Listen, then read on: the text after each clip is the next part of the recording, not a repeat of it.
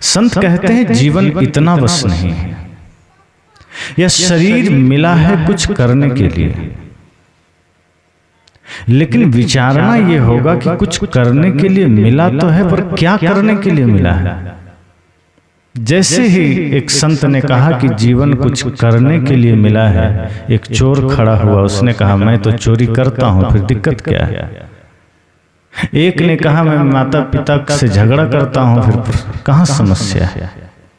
करता तो हूं, संत ने कहा नहीं, पाप करने के लिए नहीं मिला है, यह जीवन पुण्य करने के लिए मिला है। यह जीवन भवसागर से पार होने के लिए मिला है। यदि तुम इस जीवन को गलत कार्यों में लगा रहे हो, नफरत घृणा ईर्ष्या में लगा रहे हो, इसका मतलब तुमने इस जीवन के महत्व को समझा ही नहीं। और आज संसार के अधिकांश लोग इस जीवन को इसी बेहोशी से जिए जा रहे हैं। जैसे ही होश संभालता है आदमी भाई से झगड़ा कर बैठता है, जैसे ही होश संभालता है मंदिरों में पूजा तो करता है, लेकिन माता पिता से झगड़ा शुरू कर देता है। जैसे ही पैसे कमाने लगा पड़ोसियों से विवाद शुरू हो गया, भाई से विवाद शुरू हो गया। इसके सिवा आदमी करता ही क्या है। बहुत लोग कहते हुए पाए जाएंगे कि हमारे पास बढ़िया घर हो, बढ़िया गाड़ी हो, बढ़िया कपड़े हो, इसके सिवा और की क्या जरूरत है और क्या चाहिए। लेकिन ऐसे लोगों को ये पता नहीं है कि ये सारी चीजें क्षणिक है, ये सारी चीजें कुछ क्षण के लिए मिला है, कुछ समय के लिए मिला है। और जो ऐसा सोचता है वो आदमी, उन जैसा आदमी इस धरती पर कब राजा से रंक हो जाए कोई बता नहीं सकता। इस धरती पर राजा से रंक होते देर नहीं लगता। जिसने जीवन का लक्ष्य ही बना लिया कि सिर्फ धन कमाना है, चाहे पाप करके कमाएं, चाहे किसी की हत्या करके कमाएं, कैसे भी हो धन कमाना है, वो आदमी फिर जीवन के किसी भी पहलू को समझा ही नहीं। उसने कभी जीवन के आनंद को जाना ही नहीं। अगर धन कमाना ही जीवन का लक्ष्य होता, आप सुन रहे थे बीच में हमारे संत कह रहे थे, तो बड़े बड़े धनपति सबसे पहले मोक्ष पा जाते, पहले ही स्वर्ग चले जाते। यदि स्वर्ग धन से मिल जाता तो ये जितने टाटा बिड़ला डालमिया हैं पहले ही बुक करा लेते।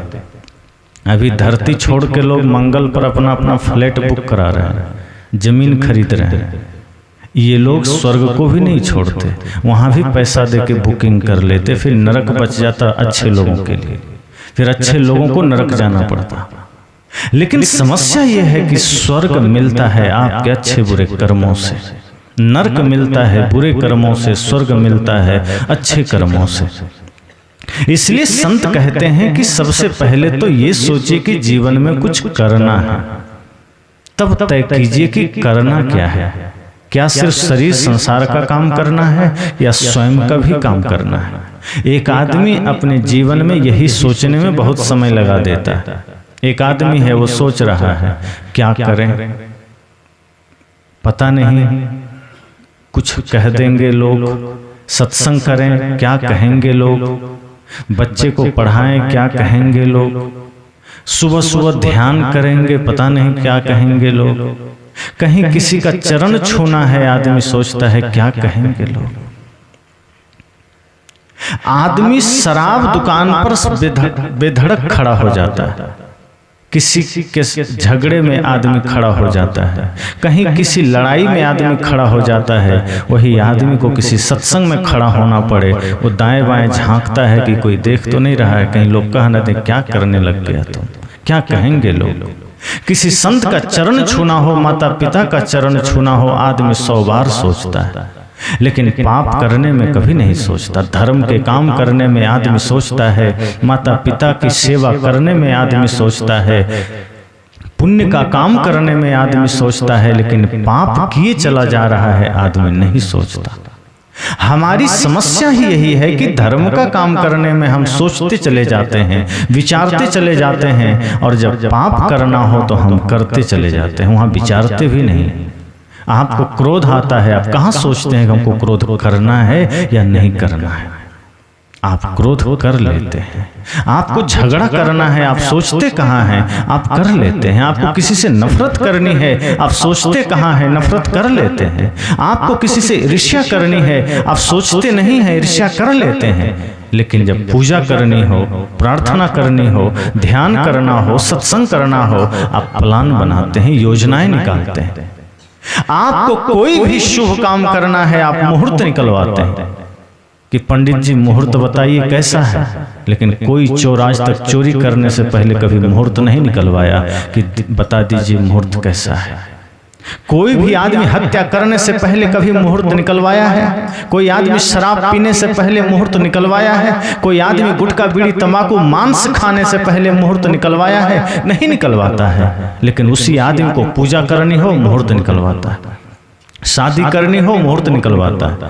प्रार्थना करनी हो, मुहूर्त निकलवाता है। कथा करनी हो, मुहूर्त निकलवाता है। संत कहते हैं अगर अच्छे कार्यों के लिए तुम मुहूर्त निकलवा रहे हो, इसका मतलब तुम जीवन में बेहोश हो। पाप के लिए तुम सजग हो। पाप करने के लिए तुमने कभी कोई मुहूर्त नहीं निकाला, तुम किए चले जा रहे हो। गाली देना है, दे रहे हो। झगड़ा करना है, कर रहे हो। कोई भी पाप कर्म करने के लिए आप कुछ नहीं सोचते, किए चले जाते हैं। एक चीज और विचारिएगा, गाली देने से पहले आपने कभी सोचा नहीं कि हमको गाली देना है या नहीं देना। किसी पर आपको गाली देने का भाव जग गया तो कभी ऐसा हुआ है कि आपको लगा है कि क्या करें, हमें तो गाली आती ही नहीं, कैसे दें? किसी को ऐसा लगा कि कभी आपको ये अनुभव हुआ कि मुझे तो गाली सीखनी पड़ेगी, किताब देखना पड़ेगा, हमें तो गाली आती नहीं? गाली आप दे लेते हैं, बाद में सोचते हैं कि और दो चार दे देना था, कम ही दिए।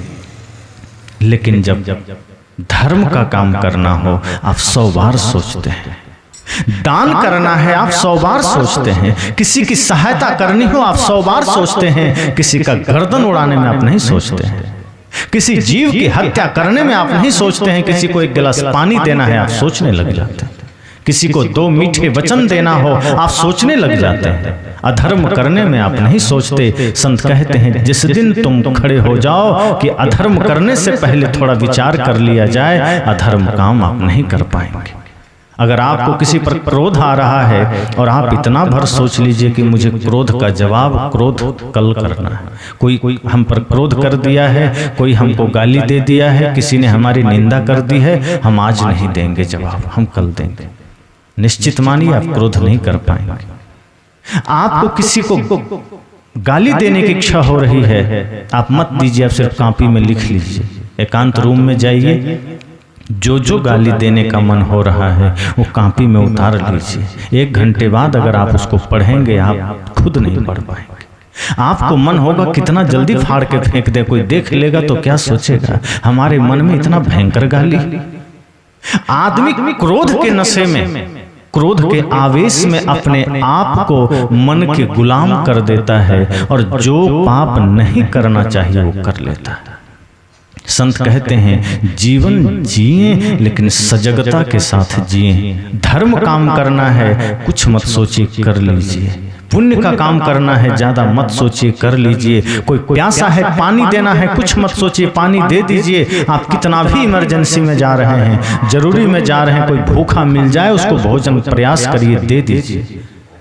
लेकिन आदमी एक भिखारी को रुपए देने से तो कतराता है। अगर कोई लाचार है, कोई असहाय है, कुछ मांगने आ गया आपके पास, आप दे दीजिए। लेकिन मैंने कई बार देखा है कि अगर कोई असहाय व्यक्ति आपके सामने खड़ा हो जाता है, हाथ फैला देता है, आप कहते हैं साइड हो जाओ, रखने दिए हो क्या? लेकिन वही आदमी गंगा नदी में 10-20 रुपया फेंक देता है कि नहीं, गंगा माता है। गंगा माता की पूजा वहाँ पैसा फेंकने से नहीं होता है, गंगा माता की पूजा गंगा को साफ रखने से होता है। हम गंगा में पैसा फेंकते हैं और जिस भिक्षुक में स्वयं परमात्मा बैठा है उसको हम लात मारते हैं। साहब ने कहा ये आंखों को रतौंधी हो गया है। आदमी परमात्मा को पहचानना ही छोड़ दिया है। आदमी भगवान को पहचानना ही छोड़ दिया है। आदमी को लगता है कि जो मंदिर हमने बनाया है भगवान सिर्फ वहीं बैठा है। अगर आप ऐसा सोचते हैं तो मैं निश्चित मानता हूं कि आपने भगवान को बड़ा छोटा बना दिया। अगर आपका भगवान सिर्फ मंदिर में बंद है, फिर बाहर कौन है? अगर आपका भगवान सिर्फ पत्थर की मूर्ति में है, तो ये जीवित प्राणियों में कौन है? तब तो फिर भगवान कृष्ण ने जो कहा ईश्वर सर्वभूतानाम हृदय से अर्जुन तिष्ठति, फिर तो बात झूठ है कि सभी हृदय में ईश्वर बैठा है, फिर ये बात तो फिजूल है। इसलिए संत कहते हैं होश में जीवन बिताइए, जागृत होकर जीवन बिताइए, और ये सोचिए कि ये जीवन मिला किस लिए है। कुछ करने के लिए मिला है। शरीर के लिए धन कमाइए, परिवार के लिए धन कमाइए, साथ साथ धर्म भी कमाइए, साथ साथ पुण्य का भी काम करिए, परमार्थ का भी काम करिए। जो धन अब तक मेरे पास था वो शरीर यहीं रह जाता, तो धन किस काम का, वो भी इसी जगह रह जाता। और आप याद कीजिए, इसी गांव में 200 साल पहले का कोई आदमी है क्या? नहीं होगा, लेकिन उसका घर, उसका जमीन, उसका धन यहाँ है। वो चला गया, उसका जमीन साथ में नहीं गया, उसका धन नहीं गया, बेटा पोता नहीं गया। संत कहते हैं इसलिए जागृत होकर जीवन बिताइए और सोचिए कि ये जीवन मिला किस लिए। आप किस शरीर में जन्म लिए हैं? जानवर के शरीर में आपने जन्म नहीं लिया है, आप मानव के शरीर में जन्म लिए हैं, और मानव के शरीर में देवत्व का वास होता है। लेकिन आज आदमी पूजा तो राम की कर रहा है, जीवन रावण का जी रहा है। आज आदमी पूजा तो कृष्ण का कर रहा है, जीवन कंस का जी रहा है। सोचिए कैसे। पहले तो राक्षसों के बताया जाता है कि आंखें बड़ी बड़ी होती थी, पहले राक्षसों के हाथ बड़े बड़े होते थे, राक्षसों के शरीर बड़े बड़े होते थे। लेकिन क्या आप ये जानते हैं कि राक्षसों का पूरा शरीर जो बड़ा होता था, तो क्या इतना ही पहचान था? क्या आंखें बड़ी थी, नाखून बड़े थे, शरीर बड़ा था, कद काठी बड़ा था, क्या राक्षस होने का यही प्रमाण था? नहीं, राक्षस होने का प्रमाण यह था कि माता पिता को लात मारना, भाई से झगड़ा करना, मांस मदिरा का सेवन करना और धर्म के विरुद्ध में काम करना, ये पहचान था राक्षस होने का। अब सोचिए कि ये सारे काम अगर कोई इंसान आज कर रहा है तो वो राक्षस है कि इंसान? अगर कोई माता पिता का अपमान कर रहा है, अगर कोई धर्म का अपमान कर रहा है, यदि कोई सत्संग में रुचि नहीं ले रहा है, यदि कोई मांस मछली मदिरा का सेवन कर रहा है, तो आप निश्चित मानिए कि वो इंसान नहीं, वो दानव है। और राम की पूजा तो कर रहा है, वो कृष्ण की पूजा तो कर रहा है, लेकिन राम और कृष्ण के बताए हुए रास्ते पर वो चल नहीं रहा। वो राम और कृष्ण के बताए हुए मार्ग पर वो चलने को राजी नहीं है। राम जी जीवन में कर्म से प्रेरणा दिया, माता पिता की आज्ञा पालन किया, भाई से प्रेम का भाव रखा, 14 वर्ष जंगल में बिताए, किस लिए? ताकि संसार के लोग समझ सकें। लेकिन आज हनुमान की पूजा करने वाले, राम की पूजा करने वाले, मंदिर बना करके उसमें उपासना करने वाले, जब घर लौटता है तो रावण बन के लौटता है। कृष्ण जी के मंदिर में बैठता है, पूजा करता है, मालूम पड़ता है भगवान कृष्ण का असली भक्त यही होगा, और घर लौटता है तो कंस से भी बड़ा राक्षस बन जाता है। संत कहते हैं नहीं, जीवन को बदलिए। जीवन में बेहोशी जरूरी नहीं है। अगर बेहोशी से आप जीवन जी रहे हैं, मूर्छा में आप जीवन जी रहे हैं, तो ये इंसान का शरीर तो मिला है, लेकिन इसमें हैवानियत वास करेगा। फिर आपकी सोच, आपका विचार, आपका चिंतन फिर इतना परिवर्तित हो जाएगा कि आप समाज के लिए उपयोगी नहीं रहेंगे, इस राष्ट्र के लिए उपयोगी नहीं रहेंगे। संकल्प लीजिए कि हमारा कोई भी कर्म इस राष्ट्र के विकास में बाधक न बन सके। कोशिश कीजिए कि जो जीवन हमें मिला है इसका उपयोग हम राष्ट्र निर्माण में करेंगे, इसका उपयोग हम मानवता के निर्माण में करेंगे। इस शरीर का एक एक कतरा हमारा राष्ट्र निर्माण में जाना चाहिए। आज हमारा धन, हमारा बल, हमारा वैभव, हमारी बुद्धि का उपयोग हम सिर्फ अपने स्वार्थ के लिए करते हैं, हम दूसरों को परेशान करने के लिए करते हैं। अगर आपके पास बल है उसका उपयोग मानव सेवा के लिए कीजिए, आपके पास विद्या है उसका उपयोग सेवा के लिए कीजिए। लेकिन आदमी सेवा करने पर सोचता है कि पता नहीं लोग क्या कहेंगे, और आदमी यही सोचते सोचते मर जाता है कि 4 लोग क्या कहेंगे, समाज के लोग क्या कहेंगे। और वो आदमी जब मरता है वही 4 लोग कंधे में उठा के मरघट पहुंचा देता है कि आदमी ऐसे ही मर गया, कुछ किया ही नहीं। जिससे आपको डर लगता था कि पता नहीं ये क्या कहेगा, वही आदमी अब आपको अर्थी पर ले जा रहा है और कह रहा है कि ये तो कुछ किया ही नहीं। तो समाज तो आप करेंगे तो भी कहेगा, नहीं करेंगे तो भी कहेगा। अच्छा काम संकल्प लीजिए, करते चलिए। एक कहानी आप जानते होंगे, एक बाप और बेटा एक गधा को बेचने बाजार जा रहा था। तो गधा के साथ साथ दोनों आगे पीछे चल रहे थे। कुछ दूर चला तो एक दो आदमी मिल गया। उसने कहा, कैसा मूर्ख आदमी, साथ में गधा है फिर भी पैदल चल रहा है। मूर्ख, कम से कम गधे पर बैठ के तो जाओ। दोनों बाप बेटा गधा में बैठ गया, जाने लगा। थोड़ी देर आगे निकला, कुछ लोग मिल गए, कहा कि देखो क्या जमाना आ गया है। बेचारा लाचार सा गधा पर दोनों बाप बेटा बैठ गया है। ये कोई बात हुई? जानवर पर इतना रहम नहीं कर सकता। बाप बेटा ने सोचा बड़ी भूल हो गई, अब क्या करें। तो कहा चलिए ठीक है पिताजी आप बैठे रहिए, हम उतर जाते हैं, कम से कम आप बुजुर्ग हैं, आप बैठे रहिए। फिर कुछ दूर चला, कुछ लोग मिल गए। उसने कहा कैसा बाप है, बेटा बेचारा कम उम्र का, वो पैदल चल रहा है और खुद गधा में बैठा है। बेटा पिता कहता है नहीं भूल हो गई, बेटा तुम बैठ जाओ, मैं नीचे चलता हूँ। अब पिताजी नीचे हो गए, बेटा गधा पर हो गया। आगे निकला, फिर कुछ लोग मिल गए, कहा कैसा कलयुग आ गया है, बेटा गधे पर सवारी कर रहा है और बाप बेटे को पैदल चला रहा है। अब बाप बेटे ने सोचा अब क्या करें, सारे हथकंडे अपना लिए। हम लोग पैदल चले, गधा भी पैदल चल रहा था, हम दोनों बैठे, फिर हम अकेले बैठे, फिर पिताजी बैठे, सब कुछ कर लिया, अब क्या करें। किसी को खुश करना है, किसी को प्रसन्न करना है, लोग दुखी हो रहे हैं, क्या करें। तब बाप बेटे ने सोचा अब हम दोनों फिर नीचे उतरते हैं और अब गधे को कंधा में टांग लेते हैं। अब नीचे उतरा, गधे का दोनों पैर बांधा, डंडा लगाया और दोनों अपने कंधे में टांग के ले जाने लगे। तब लोगों ने कहा हद है मूर्खों का, ये क्या आदमी है, गधा है सवारी करने के लिए तो गधे को टांग के खुद गधा बने जा रहा है। अब दोनों को आया गुस्सा, पुल पर चल रहा था, गधा को नदी में फेंक दिया, कहा जाओ यही समस्या का जड़ है। क्योंकि किसी को खुश नहीं कर सकते। अगर आपको लगता है कि आप दो आदमी को खुश कर लेंगे, चार आदमी नाराज हो जाएगा। अगर आप सोचते हैं कि चार को खुश कर लेंगे, आठ आदमी नाराज हो जाएगा। संत कहते हैं अपने विवेक से काम करिए, धर्म के मार्ग पर चलिए, न्याय के मार्ग पर चलिए, प्रेम के मार्ग पर चलिए। इतना जरूर करिए कि गलत स्वीकार मत करिए, गलत काम मत करिए। आप परिवार में जीते हैं, परिवार में आप ऐसा बनकर जीवन बिताइए कि वो परिवार को आप स्वर्ग बना सकें। आपके वजह से अगर आपका परिवार टूट जाए, आपके वजह से अगर आप धर्म स्थापित ना कर सकें, आपके वजह से अगर आपके बच्चे में नैतिकता ना आ सका, तो समझ जाना कि आपका धरती पर होना फिर किसी मतलब का नहीं।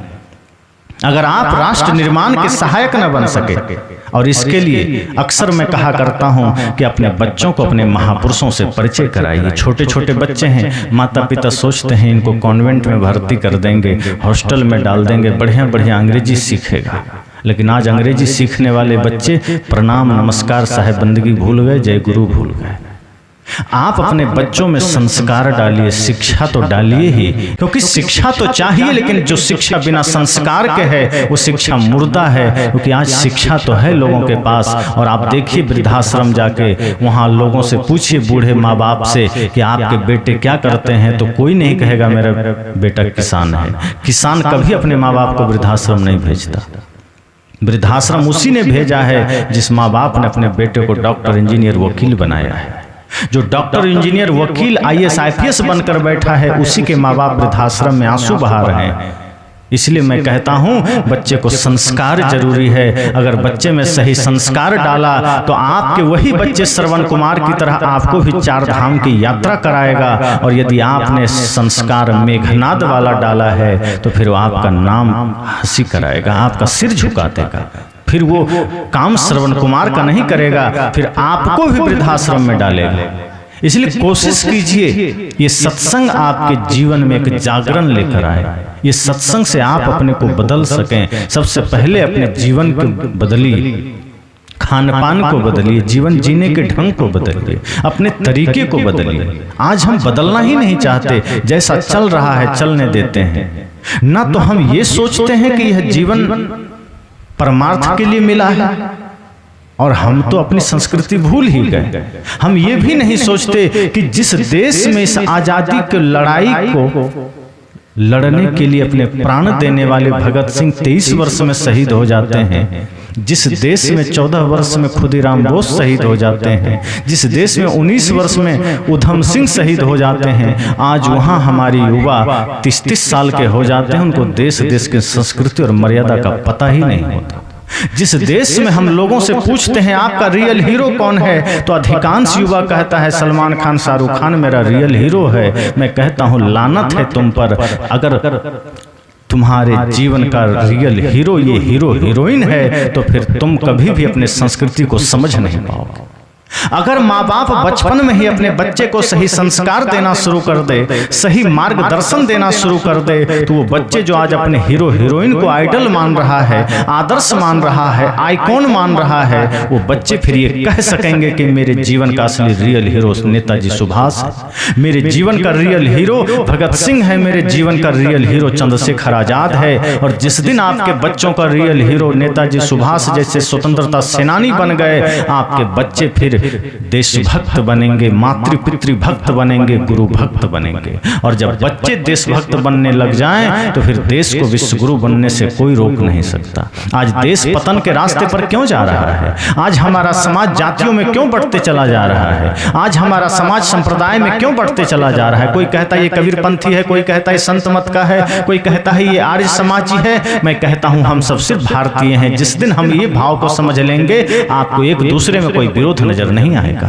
आज हम कपड़ों में बांट लिए, संप्रदायों में बांट लिए, जातियों में बांट लिए, गरीबी अमीरी में बांट लिए। जिस देश के ऋषियों ने कहा था वसुधैव कुटुंबकम, ये पूरी पृथ्वी हमारा परिवार है, आज वहां हम आपस में ही जाति जाति में बंट गए, संप्रदाय संप्रदाय में बंट गए, संत संत में बंट गए, गुरु गुरु में बंट गए। सदगुरु कबीर कहते हैं मुझे दुख होता है, पीड़ा होती है कि जिस धरा पर हमें एक सूत्र में बंधना था, जिस धरा पर हमें एक समता मूलक समाज की स्थापना करनी थी, जिस धरा पर हमें एक प्रेम के धागे में बंधना था, वहां आज हम बंटते चले गए।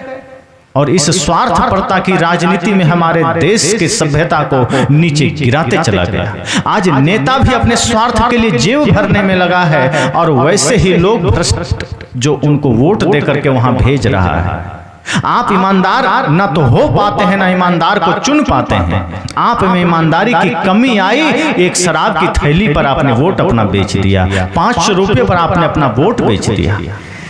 जिस दिन आप सही हो जाएंगे, इस देश पर शासन पुनः चंद्रगुप्त जैसे राजा का हो जाएगा। जिस दिन आप सही हो जाएंगे, उस दिन यहाँ फिर से महाराणा प्रताप जैसे लोगों का शासन हो जाएगा। जिस दिन आप सही हो जाएंगे, ये देश का बागडोर पुनः ऐसे व्यक्ति के हाथ में चला जाएगा जो व्यक्ति मनसा वाचा कर्मणा शुद्ध है, पवित्र है। इसलिए संत कहते हैं जागृत होकर जीवन बिताइए। आप वो काम मत करिए जिससे आपका काम इस देश के खिलाफ चला जाए।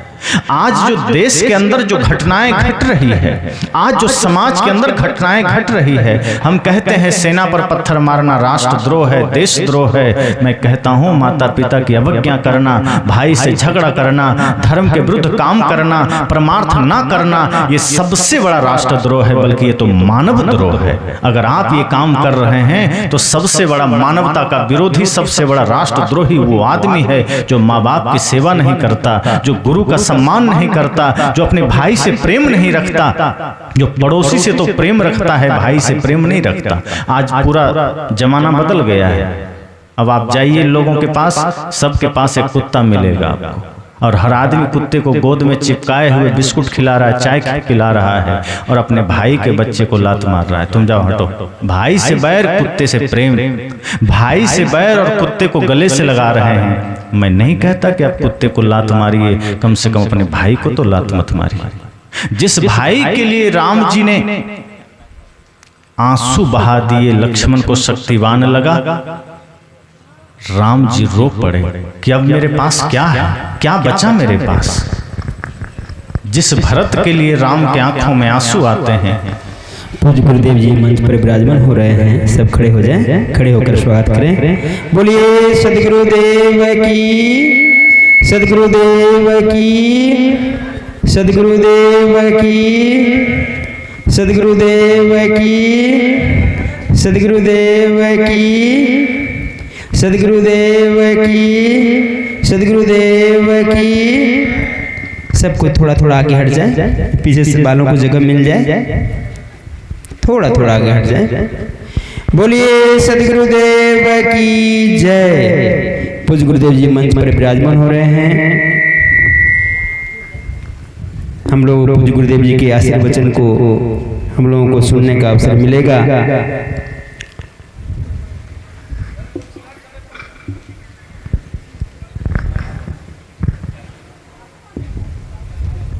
बोलिए सदगुरुदेव की जय। सब बैठ जाएं, सब आगे आके बैठ जाएं। चलिए साहब जी का प्रवचन सुने।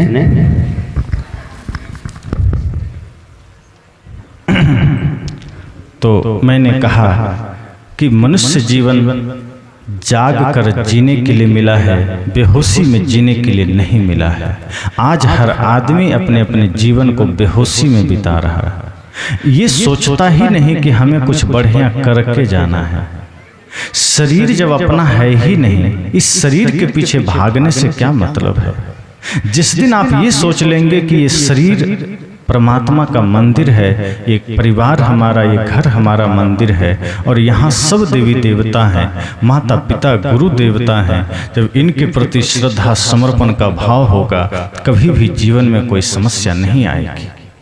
जिस दिन आप इस भाव के साथ जिएंगे, आपका संस्कार तो बनेगा ही, आपके बच्चों में दिव्यता उतरेगी, भव्यता उतरेगी। फिर इन्हीं घरों में अच्छे अच्छे देशभक्त बच्चों का आगमन होगा। आज हर माँ बाप सोचते हैं बेटा राम की तरह हो, कृष्ण की तरह हो, नेताजी सुभाष की तरह हो, और आप संस्कार बच्चे को दे रहे हैं रावण कंस वाला। मैं कह रहा था कि भाई के साथ प्रेम तो रखिए। राम जी की पूजा करने वाले सब हैं, लेकिन राम जी का जीवन जीने वाले बहुत कम लोग हैं। हम मंदिर बना के राम जी के मंदिर तो चले जाते हैं, पर राम जी को हम फॉलो नहीं करते हैं। फॉलो तो हम हीरो हीरोइन को करते हैं, कंस को ही करते हैं। किसी ने पूछा कि राम जी पूरी दुनिया आपको भजती है, पूरी दुनिया आपका स्मरण करती है, ऐसा कोई है जिसको आप भजते हैं? ऐसा कोई है जिसका नाम आप जपते हैं? राम जी ने क्या कहा? भरत सरिस को राम सनेही, जग जप राम राम जप जेही। उन्होंने कहा कि भरत से प्यारा मुझे कौन हो सकता है। दुनिया मुझे राम को भजती है, मैं अपने भैया भरत को भजता हूं। क्या ये शिक्षा आप ले पाते हैं? आज का आदमी तो कहता है सबके साथ बात कर लूंगा, भाई से नहीं करूंगा, और कोई मुझे कहना भी मत, मेरा सबसे बड़ा दुश्मन हमारा भाई है। एक ही माँ बाप से आपने जन्म लिया, बचपन में एक ही थाल में भोजन किया, एक ही कपड़े पहनते थे, एक साथ स्कूल जाते थे, एक साथ आप विश्राम करते थे। जब आप कहते थे कि हम अभी बचपने में हैं, जब संसार कहता है कि बच्चा अभी कुछ नहीं जानता है, तब वो प्रेम में था। और जब आपने सोचा कि अब हम होश में आ गए, हम बड़े हो गए, तब बेहोशी आ गई कि भाई से ही बैर कर लिया। फिर कैसी पूजा है ये? आप चाहे फिर राम की पूजा करें, चाहे कृष्ण की करें, जीवन तो रावण का ही है। परिवार में एक दूसरे के प्रति क्या धर्म है, क्या दायित्व है, क्या कर्तव्य है, कभी सोचते हैं? ये मनुष्य शरीर पाने का धर्म क्या है, उद्देश्य क्या है, दायित्व क्या है? किसी भी तरह जीकर चले जाना है। संत तो कहते हैं जीवन को ऐसा बिताइए कि अपने तो अपने गैर भी आपको याद करें, पर आज आदमी ऐसा जी रहा है कि गैर तो छोड़िए, अपने भी भूल जाते हैं। ऐसा जीवन मत बिताइए कि आपको अपने आदमी भी भूल जाएं। ऐसा कुछ करके जाइए, ऐसा कुछ काम करके जाइए कि आपको दूसरे भी दिलों में जगह दे सकें। और ये तभी होगा जब हृदय में करुणा होगी, प्रेम होगा।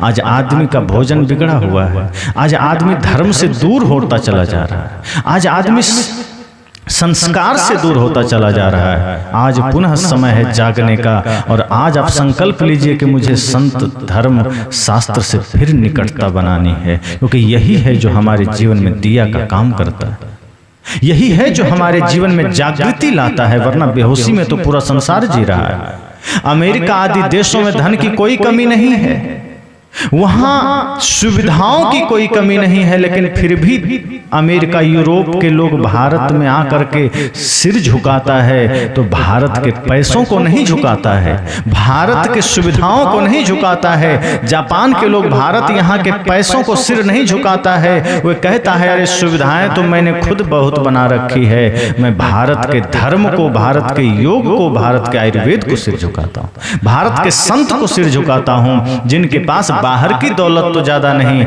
लेकिन जिनके पास प्रेम की दौलत है, सत्य का धन है, जिनके पास ईमानदारी का धन है, भक्ति का धन है। याद रखना, धरती पर सबसे बड़ा धन भक्ति है, प्रेम है, सत्य है। एक आदमी एक संत के पास गया, झोला में करोड़ों रुपया रखा था, पूरा बंडल भरा था, संत के पास जाके रख दिया और कहता है गुरुजी मैं बड़ा गरीब आदमी हूँ, बहुत गरीब हूं, मेरे पास कुछ नहीं, ये थोड़ा सा कुछ लाया हूं। शिष्य खोलकर देखता है, गुरुजी तो शांत बैठे थे, लेकिन शिष्य को उत्सुकता ज्यादा थी। शिष्य परिपक्व थोड़ा कई बार कम हो पाते हैं शुरुआत में, तो शिष्य को लगा कि बाप तो पूरा करोड़ों रुपया आ गया, ये कैसा आदमी है, कह रहा है करोड़ों रुपया लेकर आया, कहता है गरीब हूं। जब करोड़ों रुपया दान कर रहा है तो इसके पास धन कितना होगा, फिर भी कह रहा है मैं गरीब हूं। वो कहता है जितना जल्दी हो झोला लेके अंदर रख दें। गुरुजी ने कहा वहीं रहने दें। उस आदमी ने फिर कहा गुरुजी मैं बड़ा गरीब आदमी हूँ, मेरा थोड़ा दान स्वीकार कर लीजिए। गुरुजी ने कहा ठीक है रहने दें। वो आदमी चला गया। गुरुजी से शिष्य ने पूछा कि वो आदमी कह रहा है कि मैं बड़ा गरीब आदमी हूँ, गुरुजी आप चुपचाप सुन लिए, वो तो इतना करोड़ों रुपया दान कर रहा है, फिर भी आप कह रहे हैं कि रहने दो, कुछ ध्यान आप नहीं दिए, वो गरीब बता रहा है खुद को।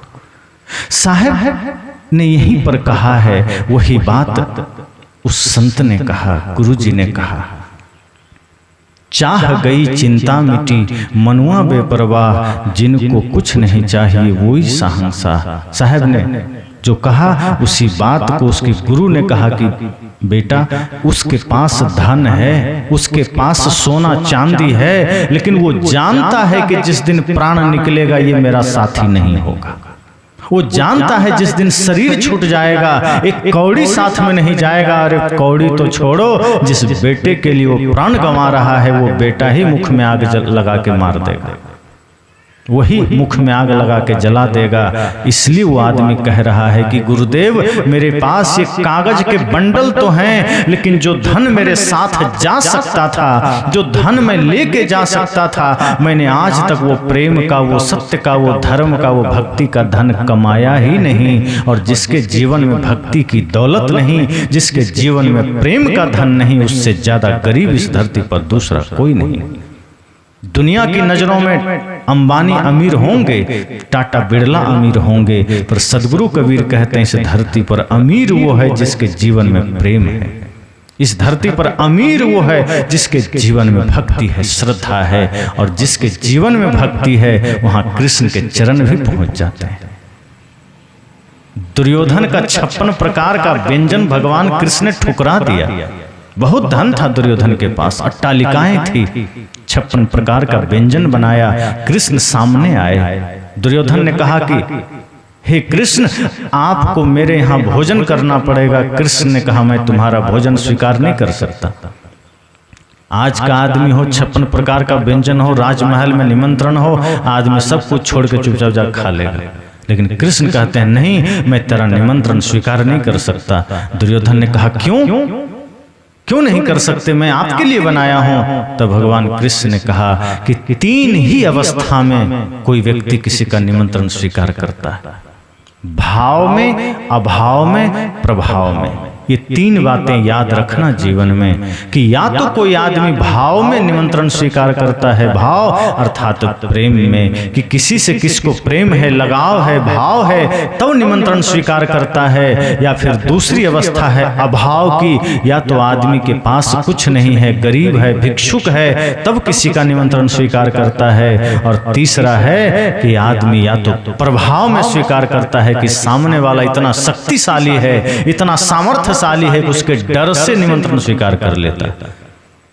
भगवान कृष्ण ने कहा दुर्योधन, ये तीनों अवस्था हमारे तुम्हारे बीच फिट बैठता ही नहीं, क्योंकि भाव तेरा मेरे साथ है नहीं, प्रेम तेरा मेरा है नहीं, तो मैं तेरा निमंत्रण स्वीकार कैसे करूं। और रही बात अभाव की, तो धन तुमसे ज्यादा मेरे पास है, कोई अभाव है नहीं मेरे पास, तुमसे ज्यादा धन है, वैभव है, तो मैं तेरा निमंत्रण क्यों स्वीकार करूं। और अंतिम बात है प्रभाव का, तो मेरे सामने तेरा प्रभाव 0 है, तेरा कोई वश मुझ पर नहीं चल सकता, इसलिए मैं तेरा निमंत्रण स्वीकार नहीं कर सकता। तो किसका निमंत्रण स्वीकार करेंगे।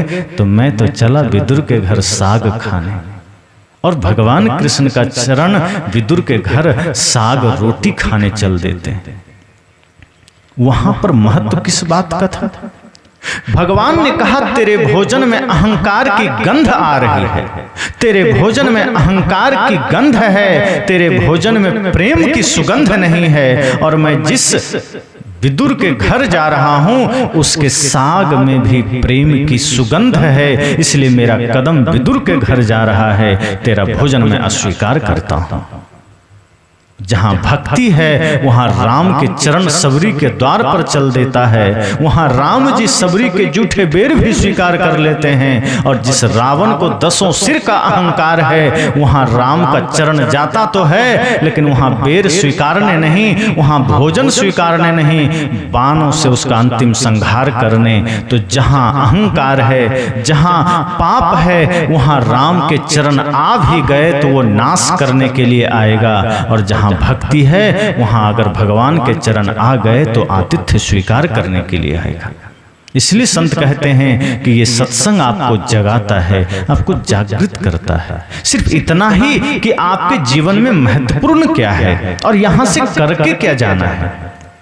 अगर आपने इस शरीर को, इस घर को मंदिर समझा है तो सबसे पहले बीड़ी तंबाकू गुटखा मांस मछली को छोड़ दीजिए। ये आदमी का भोजन नहीं, ये राक्षस का भोजन है। ये जब तक रहेगा प्रवृत्ति बुरी रहेगी, आपके घर में अपशकुन का वास रहेगा, असफलताओं का वास रहेगा, आप कभी शुभ कर ही नहीं सकते, आप कभी सफल हो ही नहीं सकते, क्योंकि देवत्व का निवास शुद्धता में ही हो सकता है। और मांस से ज्यादा गंदा भोजन दूसरा क्या हो सकता है।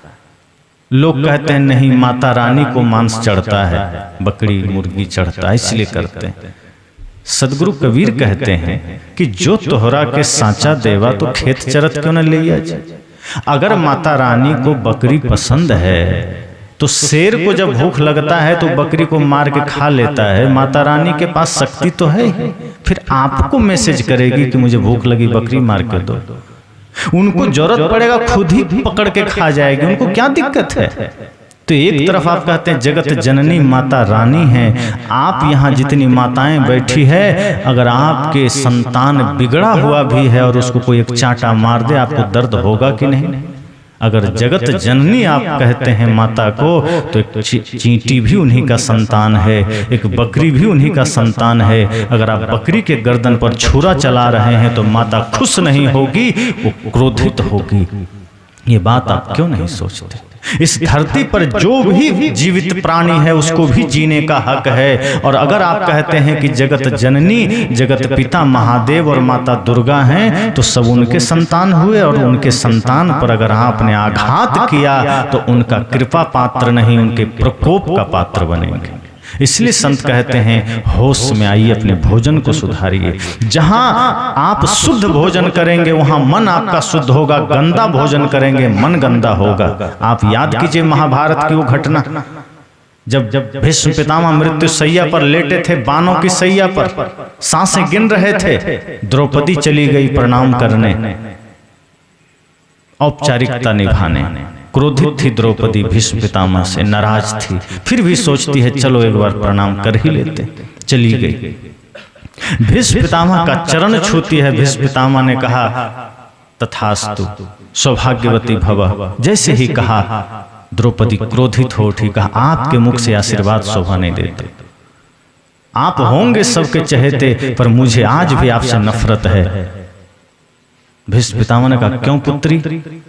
कहा मुझे याद है वो दिन जिस दिन भरी सभा में कौरव दल मेरा अपमान कर रहा था, दुर्योधन और दुशासन मेरे वस्त्र खींच रहे थे, मुझे बीच सभा में नंगा कर रहे थे, आप मौजूद थे, आप चाहते तो वो पाप रोक सकते थे, आप चाहते तो ये बुराई रोक सकते थे, आप शक्तिशाली थे, आप सामर्थ्यशाली थे, आप चाहते तो वो अनर्थ को रोक सकते थे, लेकिन आप सिर झुकाकर बैठे थे। धिक्कार है आपकी वीरता को, आपके बहू पर इतना बड़ा अत्याचार हो रहा था और आप सिर झुकाए बैठे थे।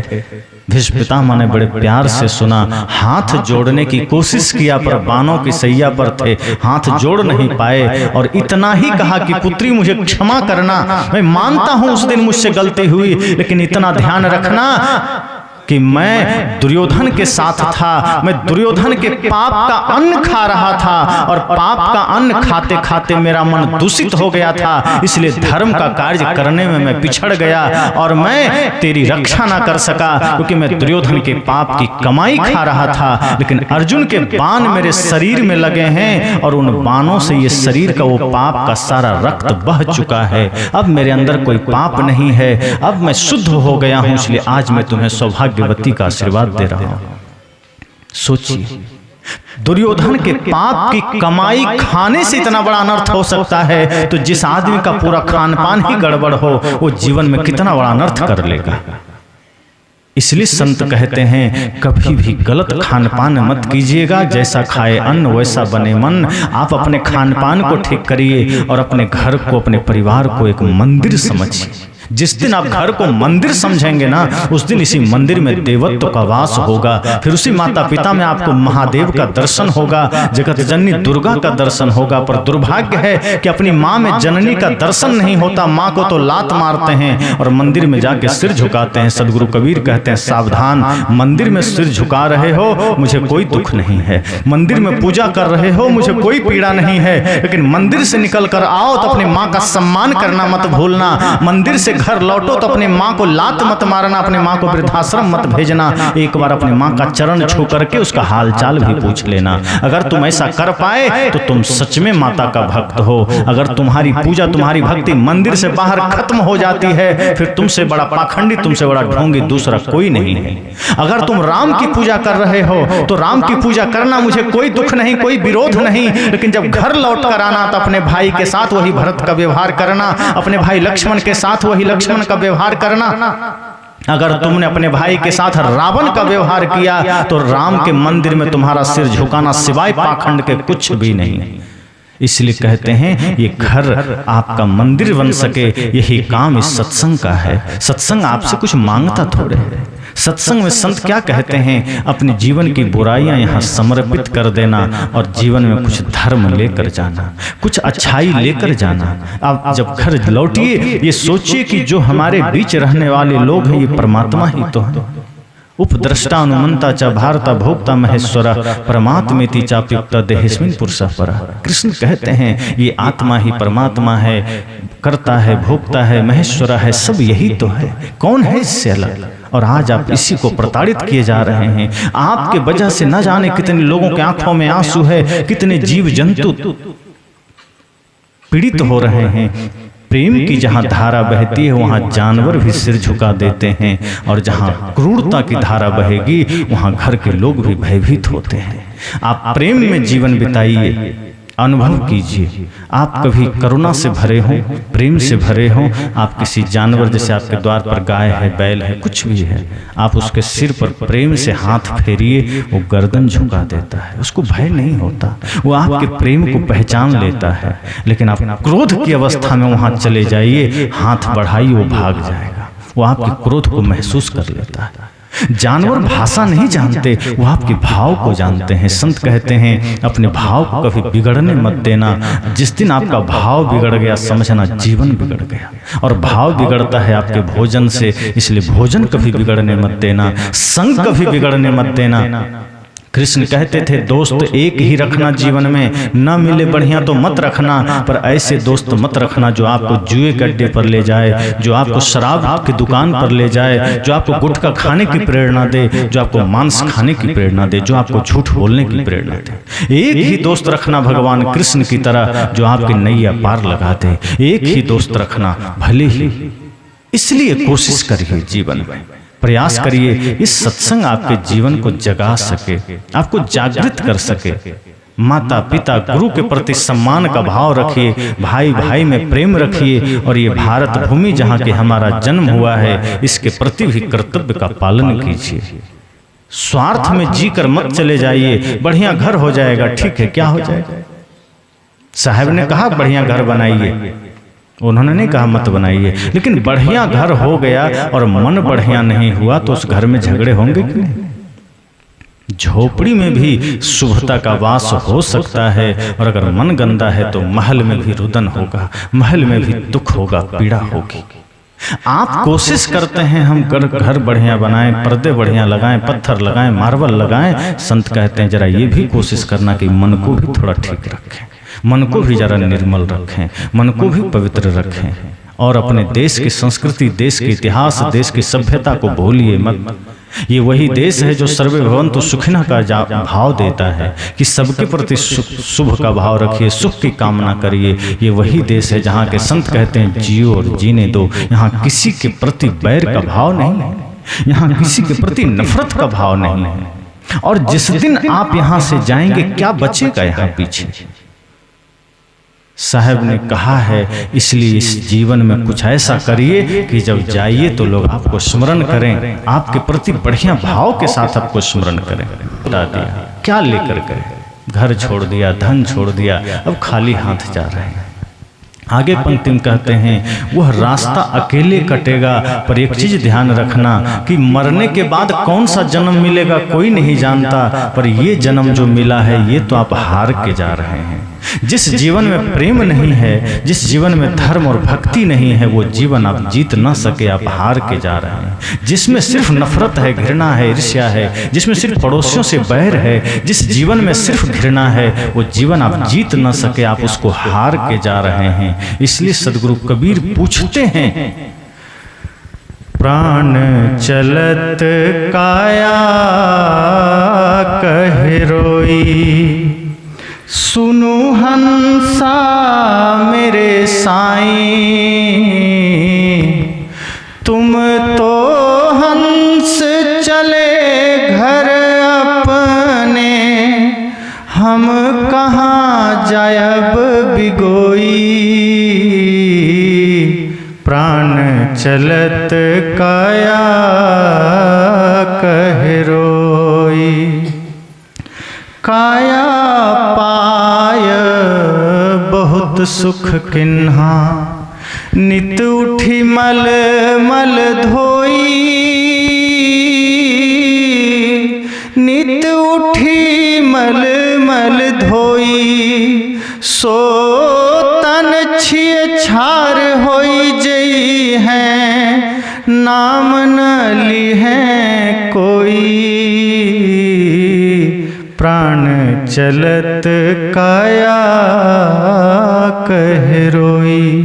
साहब के इस भाव को याद रखना है कि जब इस धरा से जाएंगे कुछ साथ नहीं होगा, शरीर भी यहीं जलेगा गलेगा। एक ही बात याद रखनी है कि इस धरती पर एक वो धन है जो शरीर के लिए है, व्यवस्थाओं के लिए है, वो शरीर तक है। चूंकि शरीर यहीं मरघट में जल जाएगा, वो धन भी यहीं रह जाएगा। दूसरा धन है प्रेम का, सत्य का, अहिंसा का, करुणा का, भक्ति का, जो साथ जाएगा, वो भी कमाना है, उसे भी प्राप्त करना है। और उसका रास्ता क्या है? भूखे को भोजन, प्यासे को पानी, असहाय की सेवा, माता पिता गुरु की सेवा, राष्ट्र निर्माण में अपना सहयोग, अपने जीवन को समर्पित कर दीजिए, वरना एक दिन ये शरीर मुट्ठी भर राख में बदल जाएगा, हाथ कुछ नहीं आएगा। तो ये राष्ट्र बड़ा ही गौरवशाली राष्ट्र है। हम सब सौभाग्यशाली हैं जो इस पवित्र भारत भूमि में हमें जन्म लेने का अवसर मिला है। हम अपने उस भारत की अटूट गरिमा को बनाए रखें, अपने भारत के स्वर्णिम अतीत को स्मरण रखें और उसी के अनुसार हम अपने जीवन को जिएं। और जब यहाँ से जाएं तो सम्मानित होकर जाएं, यहाँ से जाएं तो आनंद के साथ जाएं, इस भांति से जाएं। इसी मंगल कामना के साथ वाणी को विराम देता हूँ।